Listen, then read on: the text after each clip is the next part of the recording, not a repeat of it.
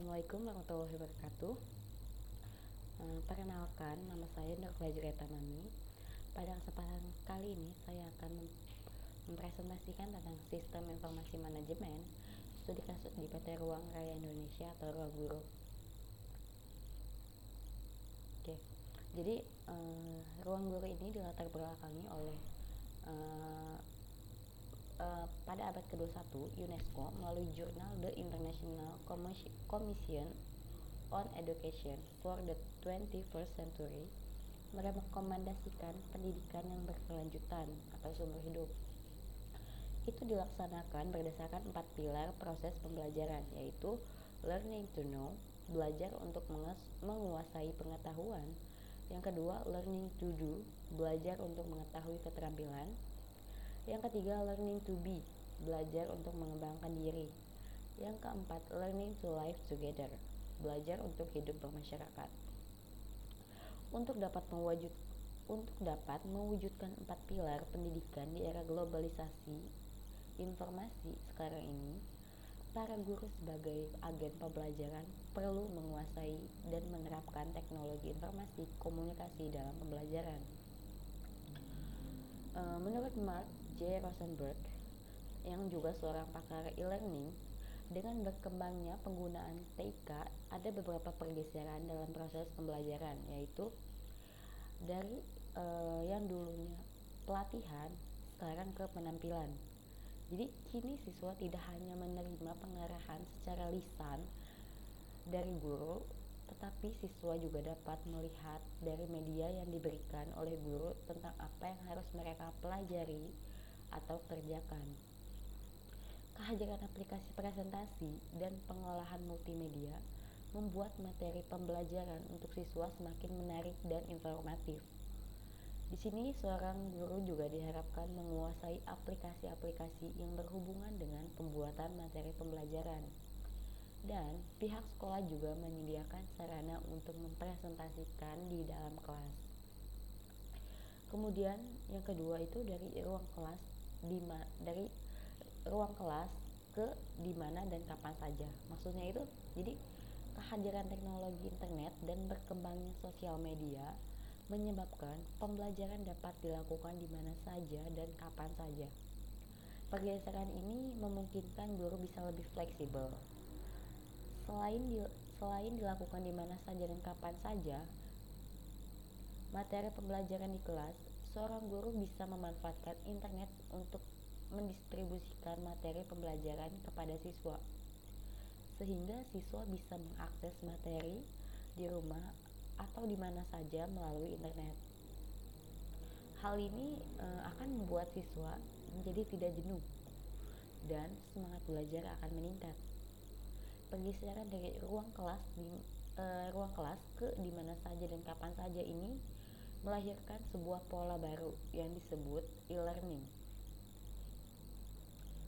Kemudian yang ketiga, dari kertas ke online atau saluran. Maksudnya itu, pergeseran ketiga ini terkait erat dengan pergeseran yang kedua tadi, di mana dengan pola e-learning, materi pembelajaran tidak dalam bentuk kertas, namun dalam bentuk digital atau e-book.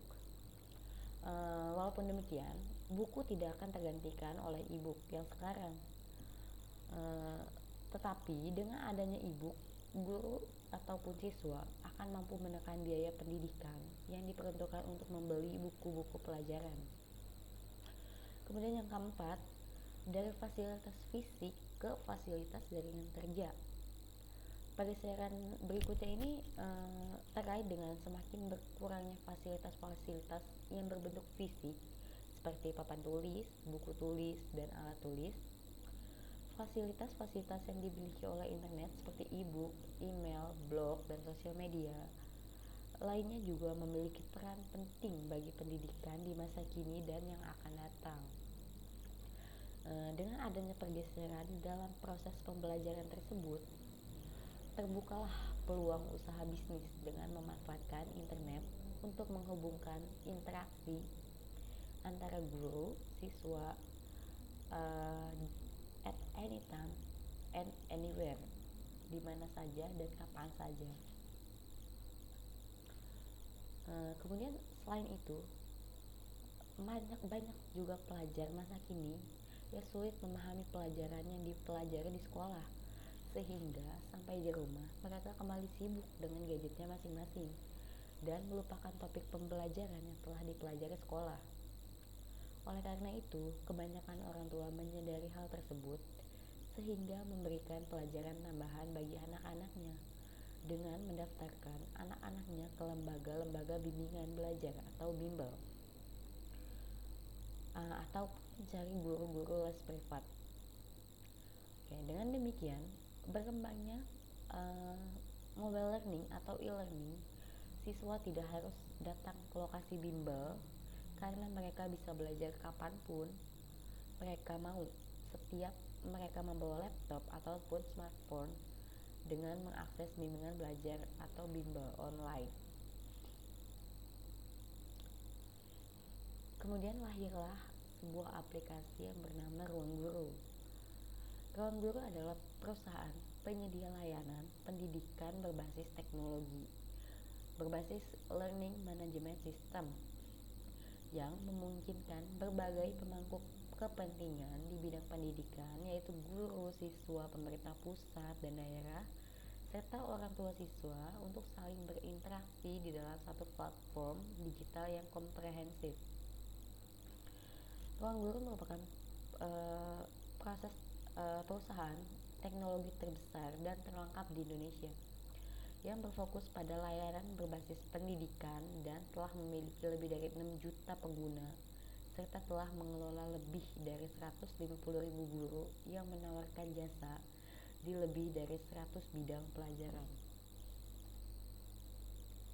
Nah, berangkat dari kebiasaan generasi milenial yang sebagian besar merupakan SMP dan SMA yang lebih banyak menghabiskan waktunya dengan gadget, Ruang Guru hadir sebagai salah satu startup yang bertujuan untuk mengoptimalkan penggunaan gadget untuk para pelajar dengan cara menjadi platform khusus sebagai alternatif bimbel online yang dapat dengan mudah diakses melalui smartphone, laptop, ataupun tablet.